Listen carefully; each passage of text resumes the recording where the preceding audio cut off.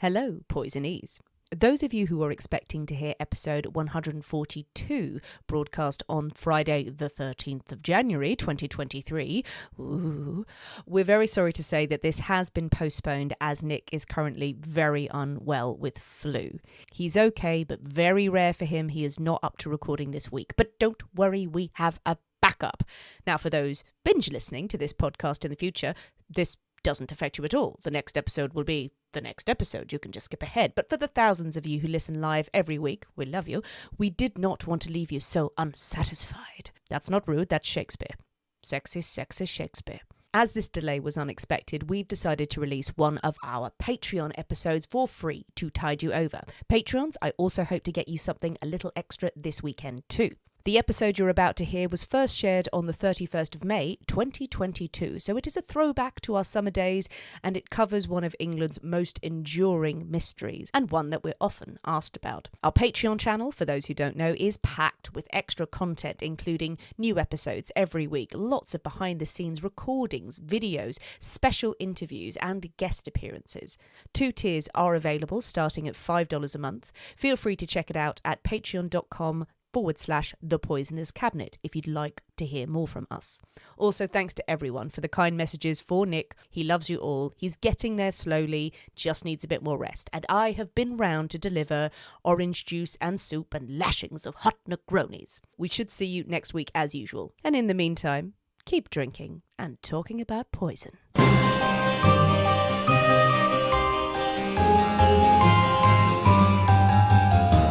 Hello, Poison Patreons. Welcome to another episode of Deadly Nightcaps with me, Sinead. And me, Nick. Bringing you more tales of poisoning and murder cases old and new, all washed down with drinks that make your books bitchy.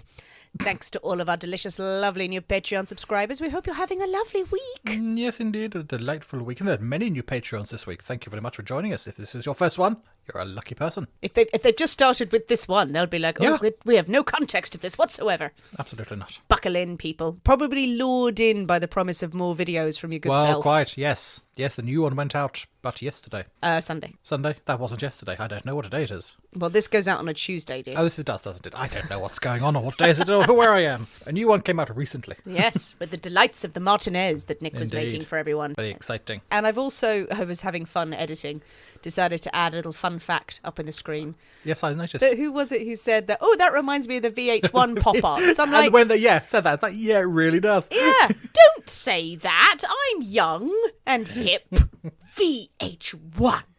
Really? But yeah, it really does. But if really people have suggestions of little pop-ups that they want to see on the videos in the future, I'm very happy to take people's suggestions. Within reason, keep them clean. Don't make them weird or depressing or anything. But DM them to me so no one knows what's coming, and I'll see if I can sneak some in.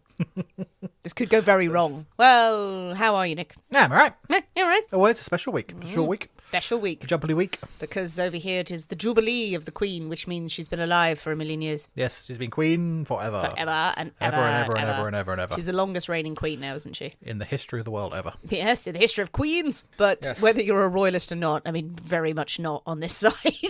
Let's just nail the colours to the mark. It does get us an extra bank holiday. Oh, God, yes. I'll take an extra bank holiday for any reason. Massively goes against my principles. Extra bank holiday? God save the Queen. God save the Queen. You have principles. Where have they been all this time? They've been buried under the strawberries and cream that I get in the free fizz. That's what it is. But yeah, it's a short week, so everyone's confused. Everyone's very confused with what's going on. Well, very importantly, what are you drinking, Nick? I was going to have, I thought I've got a bottle of wine in the fridge. Have a bottle of wine. I thought, no, I'm not going to have a bottle of wine. It's been a relatively boozy weekend. So I thought I'm going to have a Coca-Cola. A Coca-Cola. A Coca-Cola. Ah, that's very nice. I have I haven't made it yet. I have a gin and tonic, but I brought all the elements up and I haven't actually made it. Ooh, let's just have a little making session. So are you doing your own live making now? I wouldn't call this a making. This is me not being organised and going, oh fuck, I need to drink. Which is basically the principle of all making videos. Oh, that was quite a large measure of gin as well. Oh, shit. Poor you. Oh, no. How you do suffer with your extra large gin. Oh, refreshing. While I pour, Nick. You pour away. Anything or anyone you would like to poison this week? No, I don't believe so.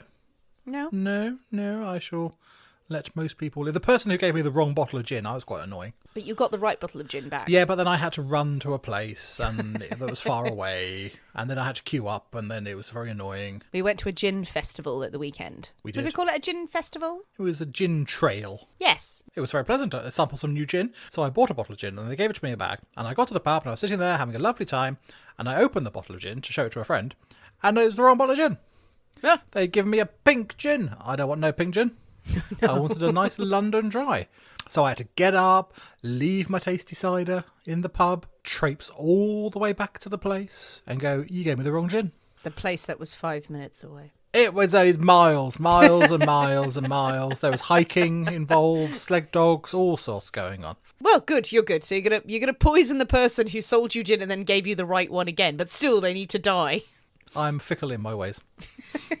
I don't think I'll poison anyone this week. I'm not sure. Maybe I'll poison, which sounds weird, the delicious stew I just had, which I then gobbled up and then felt really sick because I ate so much chorizo. Well, don't add poison to it. That's not going to help. No, I know, but maybe it'll stop me keep going back for bits of chorizo. You can't make a chorizo stew and then you've just got to go back and pick at the little bits of chorizo because they're so delicious. And then you eat too much of it and then you feel sick. These are all very exciting stories. These are very exciting stories. Nick had to walk somewhere. And Sinead had a stew. It was a bloody good stew, I'll tell you. That'll be the next series of videos. Stews with Sinead. Anyone who has subscribed this week is like, this is bollocks. Sorry, This is utterly bollocks, yes. Well, shall we talk about poison and murder for a bit? It's probably about time we did, I feel, yes. Well, go on then. Go on then. Shall I? Your story this week, Nick. Hooray! It is. So, but before we start, I have a question for you, so don't drink that. I've got a question. Oh, okay. Question. Do you know who put Bella in the Wych Elm? Oh, you're telling the story. I'm so excited. No, I don't know. You I don't know who put Bella in the Wych Elm. No. So, yes, perhaps we will find out today. I thought you were going to say, do you know the Muffin Man? The Muffin Man is a very interesting story. Is it? Potential child killer. He's a real person, yes. Potential person who killed children in Drury Lane. But no one quite knows if he's real or if he was just a made-uppy person. Oh, we should do the story. Unfortunately, it's like 3 lines in a paper, so I've looked into it.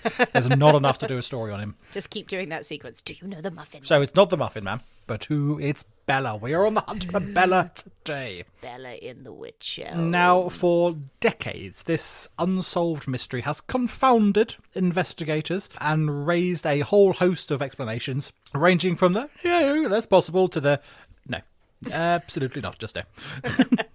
And we will explore some of them today. Hooray! So we start on a lovely April afternoon, Oh, okay. 1943. Now, not that lovely because it was the height of the Second World War.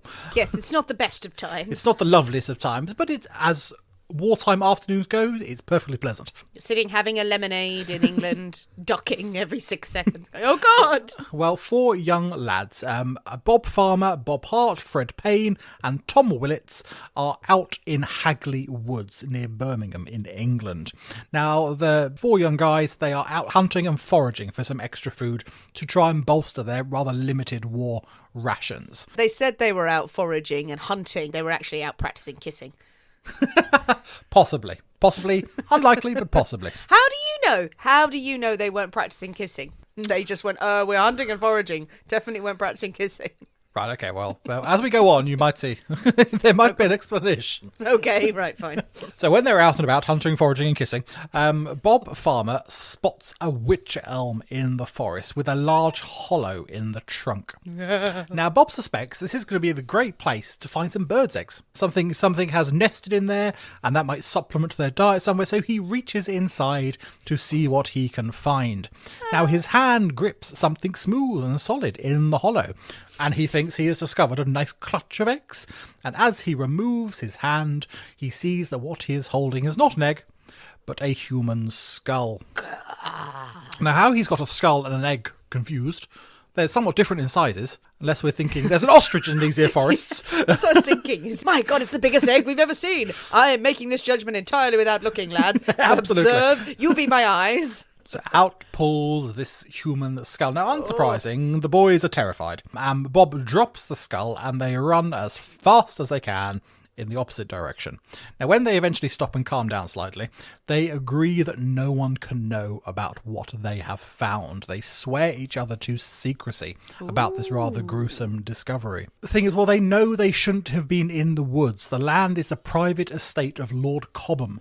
And he is not known for his leniency with poachers and trespassers. And kisses. And kisses. He doesn't like the gays, old Lord Cobham. So if he the knows story stacks up now, isn't it, Nick? It's starting to make sense. If he knows it's going to get out, he's going to get back to him that these lads have been in the forest, and he's going to come after them, and he's not a nice chap. Trespassing. And now I have a Tom Willets. He's never been any good at keeping secrets, really, and his mother knows something is up, and soon he tells his parents about the skull that they had discovered in the forest. I think it's fairly reasonable, because how old are these lads? They're sort of like probably mid-teens.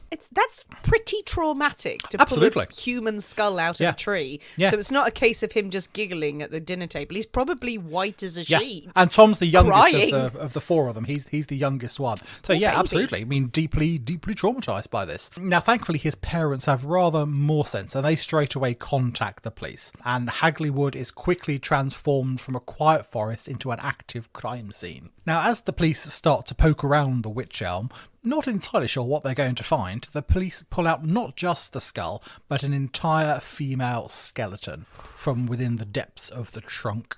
The only thing missing is a hand, and further searching around the area reveals a trail of finger bones scattered around the tree. The police also find bits of clothing remnants, a shoe, some costume jewellery on and around the remains. Now, aside from these few clues, there is no solid evidence that can identify the body. There's no identification papers or anything obvious like that. Until they get the experts in, they really have no idea that how long this body has been inside the Wych Elm. It could have been there for years and years and years for all they know. So a local medical examiner, a chap called Professor James Webster, is called in to investigate the scene and carry out an autopsy on the body. And he reveals a number of facts about the remains found in Hagley Wood that police are sure are going to crack the case wide open. Okay. Now, he believes that the woman has passed away approximately 18 months prior. So we're looking sort of October 1941 sort of time. Interesting. So this provides the police with a rather specific time frame to search for missing persons or anything like that. They've got a date that they can go with. Webster, he also deduces that the woman, she has met her end very close to the scene, very close to the tree in the forest, since whoever has disposed of her body would only have been able to fit her inside the hollow trunk before the effects of rigor mortis have kicked in. So her body would have to be shoved inside the Wych Elm while she was still warm. Because she would have had to be squeezed in and like knees up to the chest. And that's exactly, not... really squeeze and squish, which you wouldn't do in rigor mortis. It would be far too stiff and... without breaking bones, and then exactly. you'd be able to tell. So they need to be much more flexible. So she must have been put in there very, very, very quickly after death. He also reports that the woman was around 35 years old at the time of her death. She had light brown hair, and he knows that she has given birth to one child. Ooh. In her life. Is the skeleton, this shows my knowledge of anatomy, is the skeleton a skeleton? Is it stripped of flesh? Is that all that's there left? Are bits of flesh on there, so that's why he said they're able to find out about the colour hair and things, because there are patches left on the skull. But very, very much, especially with the effects of animals and things like that in the wood over the past 18 months, he's been sort of stripped apart. But they can tell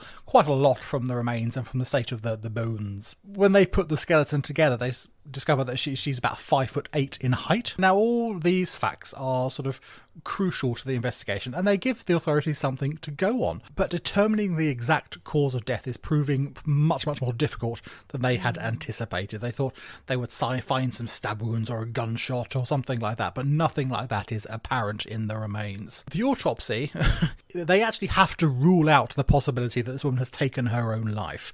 It's one of the things they have to sort of completely prove or discount that as a possibility. Professor goes, yes, she definitely didn't do this herself. It would have been incredibly difficult and rather painful for her to have contorted herself into the Wych Elm before waiting to die somehow. So they're fairly sure that she didn't do this to herself. But what if she was a contortionist? That is a possibility, absolutely. She had contorted herself into the tree, perhaps just after taking some poison or something Yes. like that, and she had died in the tree, hoping never to be discovered. But they thought that was perhaps not the most likely of scenarios. No, it's weird. It's out there. But they also found a single piece of taffeta fabric lodged inside the skull's mouth. And they believe the woman may have been suffocated, and some of this fabric ended up in her mouth. Very much someone else is responsible for this woman's death and her being hidden in a tree. There was a vague suggestion that the boys had wrapped the piece of fabric round a stick and inserted it into the hollow to try and jiggle the skull free or something before knowing what it was, and that would have deposited the fabric in the tree. But the police said this is very, very unlikely. That's just a bit weird, wouldn't it? And It's the a bit boys weird. would tell you after a while, Yeah. surely. They may well have tampered things sort of unknowingly, not knowing what they're doing, but it's rather unlikely that any of them had a stray piece of taffeta in their pocket at the time. So it was much used for like night dresses and frills and stuff like that. So it's not something that a teenage lad is going to have in his pocket. It depends what their vibe was on that day. Maybe they were playing dress up. I don't know. But again, you wouldn't want to waste a good taffeta. Well, quite. The next stage that they decided to take in identifying this mystery woman is to have a good look at her teeth. Yes. Now, today, forensic dentistry is one of the most effective ways of identifying human remains and a staple of crime dramas everywhere. But in 1943, it's not quite as easy. In the autopsy, it is noticed that the skull has a very distinctive overlapping front teeth, so surely someone would remember such an identifying feature. However, there is no central database of dental x-rays. Very few people really had such records, especially in more rural, smaller towns and villages and things. It just wasn't a thing. But police painstakingly review whatever records they can find across the wider area in an attempt to find this woman, but with no success. They draw blanks at every turn. Now, the lack of dental records becomes something of a point of controversy, really, as there are those that believe that the woman in the Wych Elm wasn't at all British, wasn't English, wasn't part of any of the local communities, so perhaps she was a spy. She was someone from far away who wouldn't have had records in the local databases. Ooh, that's a good point. Well, but they do conveniently forget that the vast majority of people in the local area, in small towns and villages, didn't have dental records on file either. So perhaps they were all spies, maybe. Suddenly everyone's looking at each other suspiciously. Spy, you're a spy. Spy, you're So after my must corn. be true. Now, the police continue their investigations, but they are coming up empty-handed. Again, wherever they turn, there is a bit of a dead end. And no one appears to be looking for this woman. No one has come forward saying, my wife, my sister, my whoever has My gone mother. missing, my mother. There's just nothing. And with a war raging in Europe, other things take priority, really, and the identity of this mystery woman slides further and further down the list of priorities that the authorities have to deal with. Now, that is until just before Christmas that year, when graffiti appears on a wall in Birmingham. It read, "Who put Lubella down the Wych Elm?" Now, soon after, a second piece of graffiti appears also in Birmingham, reading "Hagleywood Bella." Now, both messages seem to be written by the same person. There's the same chalk is used, the same sort of handwriting. Whoever was responsible eventually seemed to settle on one question. Who put Bella in the Wych Elm? And the phrase popped up in several places throughout the county. Now, police are unsure whether this is some sort of sick practical joke or if someone actually knows more than they are willing to say publicly and they're trying to hint towards an identification or something like that. So they begin looking into missing persons cases across the country for anyone whose name contains Bella in any sort of variation. And while a number of possibilities present themselves, none can be proved conclusively. Now, according to police files, one possibility was a prostitute named Bella who reportedly went missing in 1941. Local gossip had it that she had been killed by a group of women in her community as revenge for seducing their husbands and that's ruining dark. their marriages. Okay. I think they may want to have a chat with the husbands before resorting to murder, potentially. Maybe that would be the best solution. Yes. On that one, indeed. Now, others claim that Bella was in fact a barmaid who was killed by an American soldier who was stationed nearby. Or perhaps another tale says that Bella was a homeless woman who had no family or any connections. Now, rumours claim that she had gotten drunk one night and wandered off into the woods and fell into the tree. Right. As one Contorted does. herself into the tree. Drunkenly fell, contorted, ended up in the tree, couldn't get out, and there she died. And her screams could be heard for years afterwards. Help me, I'm in the bloody tree! Bloody hell. That's a bit weird. But this is all speculation and pub gossip and tall tales round the water fountain and such. And all these theories are thrown out. Having the graffiti pop up, and I know we'll dissect it more in a bit, I mean, it's just marvellous, isn't it? Just to have that mysterious message. And again, if you've got a mystery in your hands, you've got to investigate it. Like, oh, is it someone called Bella? And then the folklore just spins and spins and spins. But just someone going, who put Bella in the Wych Elm? They might just be asking. They might know nothing. Yeah, exactly. I want to know. I'm curious. Who did it? Bella lady, Belladonna. Well, who can say? Now, towards the end of the war, it's revealed, it comes out in the newspapers, that back in 1941, a German intelligence officer, Joseph Jacobs, had been captured by the Home Guard near Hagley Wood. Now, he had parachuted into the area, but unfortunately had become injured as his parachute got caught into trees, and he landed and broke his ankle. And he was found by some local farmers who alerted the Home Guard. Now, after his capture, he told the Home Guard that he had been tasked with making contact with a woman named Clara Boller. Now, Jacobs explained that Boller had been a German cabaret singer, an actress, before being recruited as a spy by the Third Reich. Of course she was. After several months in prison, Joseph Jacobs was convicted of espionage, and he was in fact the last person to be executed at the Tower of London. Really? In the history of the world ever. Last person was Joseph Jacobs. One question remained, though. Could the remains found in the Hagley Wood be Clara Boller, the woman who never managed her rendezvous with her German counterpart? Investigations continued down this vein, and they say Clara Boller was indeed a real person. She was a cabaret singer and actress. She had performed in both Germany and England for a time. It seemed that she had indeed vanished without a trace around 1941. Plus, she would have been around 35 in 1941, the same age as James Webster determined the remains to be. It was not Claire Boller. After the war, German records were unearthed, and they reveal that Claire Boller had died in Germany in 1942. No, bollocks. Sorry for her. Sorry. Putting to rest that theory once and for all.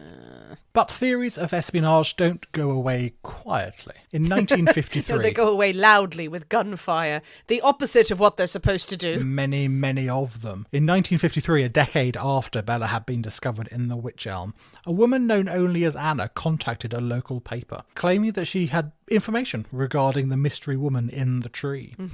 Anna had told reporters that she had been interviewed by police, and she had told authorities that Bella had indeed been a German spy, and that she had been working with a traitorous British officer who she had seduced through her wicked, sneaky spy-like ways into revealing secrets. There's always secret seduction behind every German spy, any German female spy. They've got to be seducing, and they've got to have a cigarette and wonderful stockings and femme fatale way. She probably just went in and lifted up her top, and he went, "I'll tell you everything." Just popped one boob out. Just one boob.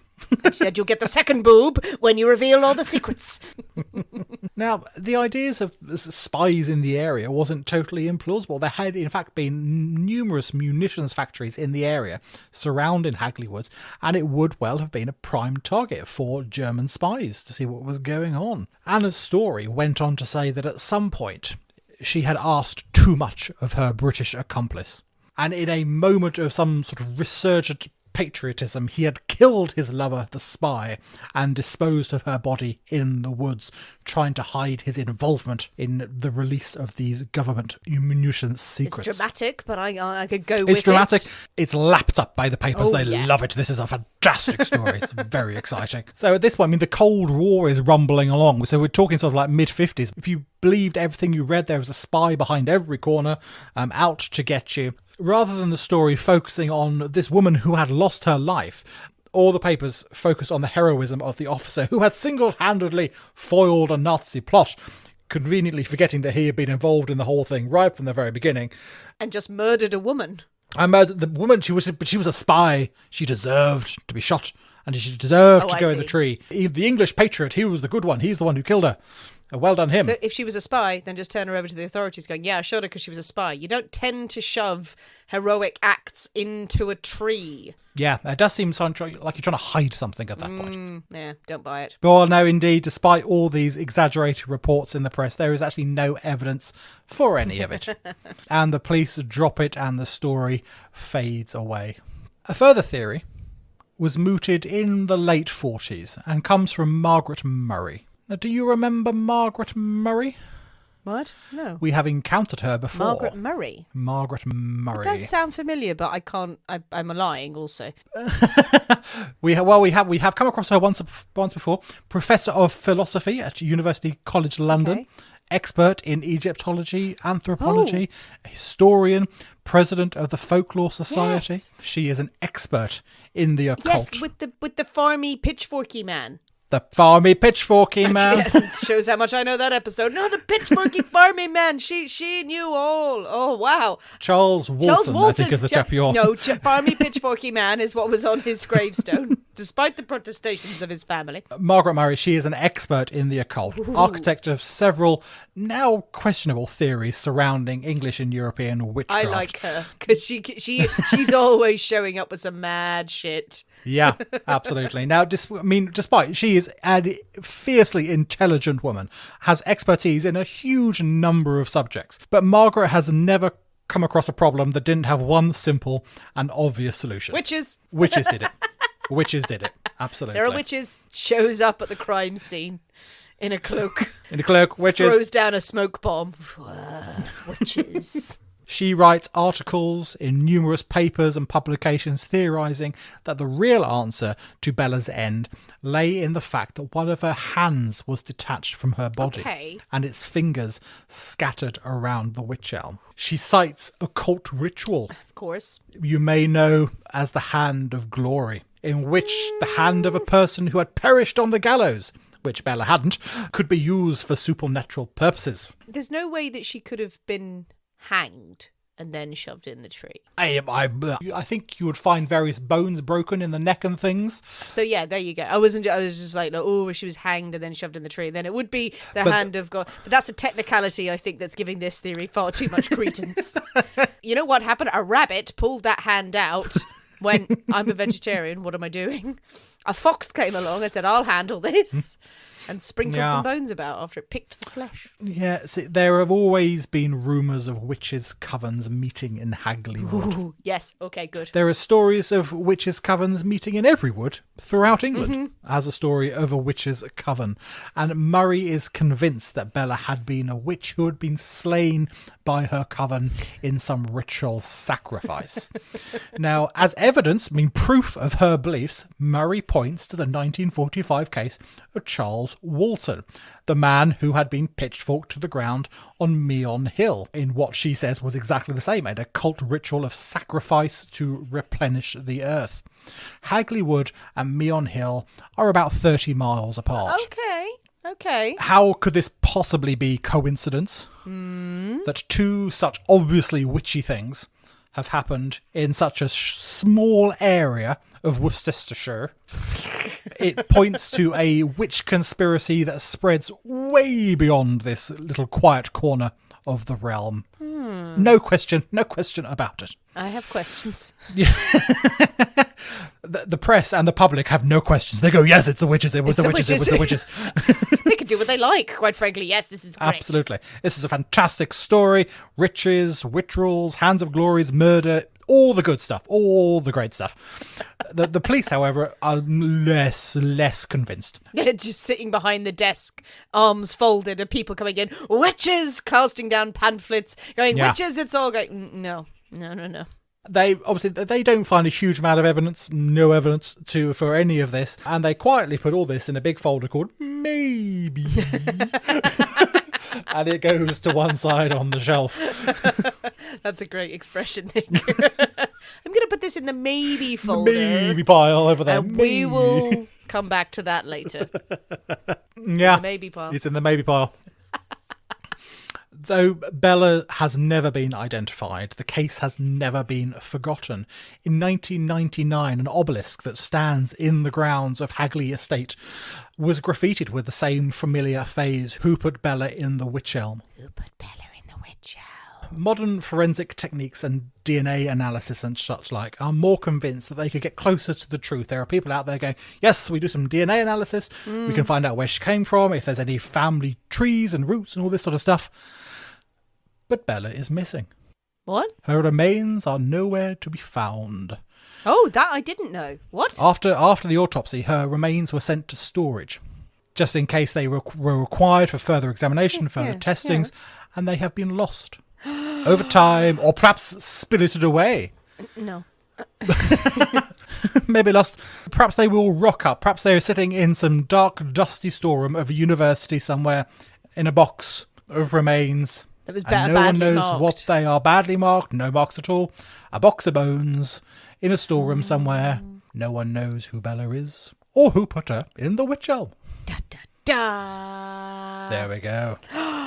See, I didn't know her remains had gone missing. Yes, indeed. Well, I think I've read bits of this story, and I remember the 1999 incident where the words popped up again and went, oh my goodness, must read this story. There was another one in 2016. There was? Where someone actually put like a cardboard sign on the railings of Hagley Hall saying, who put Bella in the Wych Elm. So that was 2016. That's very cool. And there have been a lot of books. Someone, I think it was 2008, a book was written about the case, and someone had tried to do a facial reconstruction from contemporary descriptions of bones and things like that and what the autopsy said.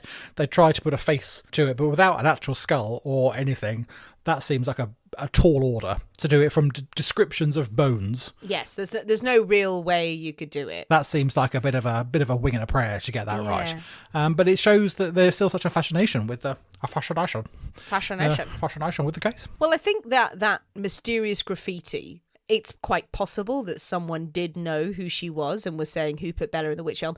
I don't think that a person who had information would just write that graffiti down and then not go to the police or not try and infer the information elsewhere, unless they were desperately in danger or they thought there was some massive conspiracy that would mean harm to them. Yeah. So that leads me to the old chestnut, which I'm sure other people have said. If her remains went missing, were the police involved? Well, is it? There are other theories that was she some sort of English spy or English covert agent, something like that, who had been tracked down by German spies in England for information that she had or something like that, and there was a spy off in Hagley Woods.